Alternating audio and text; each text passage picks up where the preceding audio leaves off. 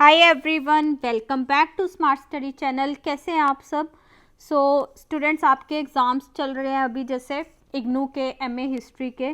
तो कुछ स्टूडेंट्स की रिक्वेस्ट आई थी कि मैं MHI-5 में मौर्यन इकोनॉमी के टॉपिक पे वीडियो लेके आऊँ।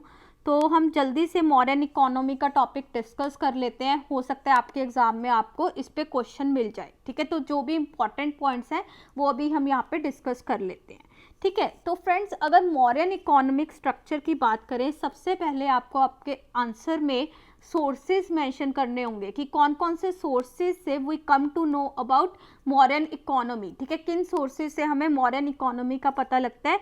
तो first is Megasthenes indica, very important. ठीक है, देन कौटिल्य अर्थशास्त्र, बहुत इंपॉर्टेंट है ये, आपको कौटिल्य अर्थशास्त्र जरूर अपने आंसर में डालना है। ठीक है, and third is Ashokan inscriptions, जो अशोका थे उनकी इंस्क्रिप्शन से भी हमें मौर्यन इकोनॉमिक स्ट्रक्चर के बारे में पता लगता है। ठीक है, ये 3 सोर्सेज आप अपने एग्जाम में मेंशन करेंगे।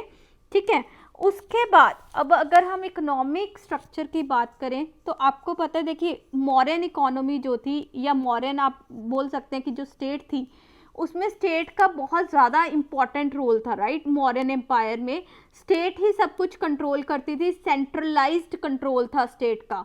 सो if we talk about Mauryan economic structure, यहाँ पे भी जो कंट्रोल होता था, स्टेट का कंट्रोल होता था, बहुत टाइट कंट्रोल था स्टेट का। ठीक है, तो जो भी रिसोर्स मोबिलाइजेशन होता था, जो भी इकोनॉमिक स्ट्रक्चर था, वो कौन कंट्रोल करता था? स्टेट। ठीक है, तो आप ये पॉइंट मेंशन करेंगे। उसके बाद अब जो मॉडर्न इकोनॉमी है, इस पे जो मेन सोर्स ऑफ इनकम था that was agriculture. Agrarian economy जो थी बहुत इंपॉर्टेंट थी फॉर द मॉडर्न एम्पायर। जो ज़्यादा पैसा बनता था वो एग्रेरियन इकोनॉमी, एग्रीकल्चर से बनता था। ठीक है, तो यहाँ पे अगर हम एग्रीकल्चर की बात करें, अब स्टेट देखिए सब कुछ कंट्रोल कर रही है, स्टेट की मोनोपोली है। राइट, सो इसके बदले में स्टेट जो है कुछ इनिशिएटिव्स भी लेती थी। ठीक है, वो कुछ जो है इनिशिएटिव्स लेती थी कि हाँ आप, ठीक है, हमें इनकम हो रही है, इसके बदले में हम क्या करेंगे, कुछ इरिगेशन फैसिलिटीज़ आपको प्रोवाइड करेंगे। बिकॉज देखिए अगर वो इरिगेशन प्रोवाइड करते थे, उससे क्या होता था, और ज़्यादा प्रोडक्शन होती थी, स्टेट को अल्टीमेटली और ज़्यादा फायदा मिलता था। ठीक है, तो हमें एविडेंसेस मिलते हैं कि ड्यूरिंग टाइम ऑफ अशोका, ठीक है, चंद्रगुप्त मौर्य, इनके टाइम पे इरिगेशन के इनिशिएटिव्स लिए गए हैं। ठीक है, हमें क्लियर जो है हमें एविडेंसेस मिलते हैं। ठीक है, सो आप ये मेंशन कर सकते हैं। उसके बाद एग्रीकल्चर पे स्टेट का कंट्रोल था, बट इसके साथ साथ स्टेट प्राइवेट ओनर्स को भी अलाउ करती थी कि आप अपनी लैंड जो है, आप अपनी लैंड रख सकते हैं। मींस जो है प्राइवेट लोग भी जो थे वो ओन कर सकते थे लैंड को, बट इसके बदले में क्या होता था, उनको टैक्सेस देने पड़ते थे। ठीक है, दे हैव टू पे टैक्सेस। अगर आपको लैंड ओन करनी है आप कर सकते हैं, आपके नाम पे लैंड हो जाएगी, बट इन रिटर्न आपको क्या करना होगा, यू हैव टू पे टैक्सेस। ठीक है, तो प्राइवेट ओनर्स जो लैंड के थे उनको टैक्सेस पे करने पड़ते थे टू द स्टेट। ठीक है, तो ये हमने बात की एग्रेरियन इकोनॉमी की। एग्रीकल्चर जो था that was the prime source for the modern economy. Okay, then next, अब एग्रीकल्चर की बात हो गई। एग्रीकल्चर के बिना और कौन से सोर्सेज थे जिनसे स्टेट को पैसा बनता था? तो second comes trade, very important. ठीक है, एग्रीकल्चर के बाद ट्रेड जो है काफ़ी इंपॉर्टेंट हो जाता है। अब आप देखेंगे मौर्यन एम्पायर जो थी kind of pan India empire थी, फ्रॉम नॉर्थ टू साउथ। ठीक है, बहुत ज़्यादा वास्ट एक्सपेंशन थी, तो अलग अलग एरियाज पे इंडस्ट्रीज थी। ठीक है, मौर्यस जो थे उनका ट्रेड बहुत अच्छा था, विद इन जो है उनकी एम्पायर भी अच्छा था, और एक्सटर्नल ट्रेड भी था। ठीक है, तो ट्रेड से काफ़ी पैसा बनता था। प्लस अब आप देखेंगे जो डेक्कन वाला एरिया था, ठीक है, डेक्कन वाला एरिया अगर हम देखते हैं, डेक्कन प्लेट्यू, वहाँ पे बहुत ज़्यादा मिनरल्स हैं। राइट, और ये बात मौर्यन स्टेट को पता थी। ठीक है, तो मौर्यन स्टेट जो है वहाँ पे जो मिनरल्स थे, माइंस थी, उनको भी जो है कंट्रोल करती थी, मोनोपोली थी स्टेट की। ठीक है, तो वहाँ से बहुत अच्छा जो है फ़ायदा होता था स्टेट को। फॉर एग्जांपल अगर आप मौर्यन एम्पायर की बात करेंगे, इनका एक अगर सदरन हम हेडक्वार्टर देखें, ठीक है, साउथ में हेडक्वार्टर जो देखें दैट वाज सुवर्णगिरी। और ये सुवर्णगिरी जो है आप नाम से ही देख सकते हैं, सुवर्ण मीन्स गोल्ड, सोना। ठीक है। सो ये जो हेडक्वार्टर था स्वर्णगिरी मौर्यन एम्पायर का, that was present near the Kolar gold mines, ठीक है, जो कोलर गोल्ड फील्ड्स हैं उनके पास में था, ठीक है। तो इनको ये बहुत अच्छे से पता था कि हाँ यहाँ पे बहुत अच्छे मिनरल्स हैं, ठीक है, माइंस हैं, यहाँ पे अगर हम जो है स्टेट की मोनोपोली होगी तो स्टेट को बहुत फ़ायदा होगा, ठीक है। सो आप ये स्वर्णगिरी जो हेडक्वार्टर है इसकी आप एग्जांपल कोट कर सकते हैं अपने आंसर में, ठीक है। उसके बाद इंडस्ट्रीज़ की बात की हमने, ठीक है, इसके बिना जो है लिकर हो गया, सोल्ट हो गया, इस पे भी स्टेट की मोनोपोली थी, ठीक है, पूरा कंट्रोल जो है स्टेट का होता था, ठीक है। तो अब जैसे स्टेट को इतना ज़्यादा मुनाफा हो रहा था, स्टेट जो है बहुत ज़्यादा प्रॉफिट में थी, तो हमें पता है कि इनका जो इकोनॉमिक स्ट्रक्चर था दैट वाज वेरी गुड, ठीक है, बहुत अच्छे से इकोनॉमी जो मॉरियंस की थी that was well flourished, right.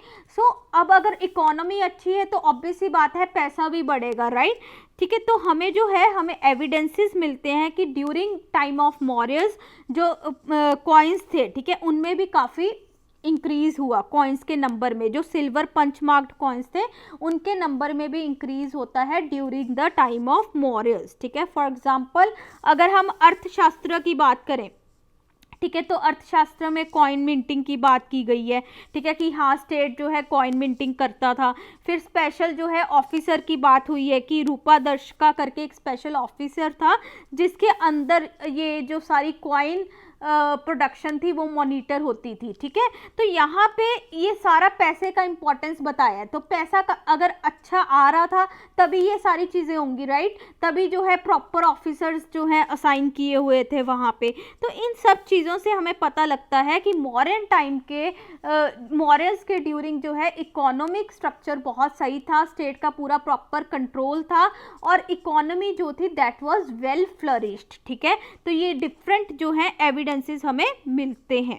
उसके बाद अगर हम ट्रेड की और बात करें तो ट्रेड में हमें जो है ब्रोच जो है आप देखेंगे रीजन गुजरात में, ठीक है, वहाँ पे हमें दिखता है कि वहाँ पे आइवरी और शेल आइटम्स की प्रोडक्शन होती थी, ठीक है।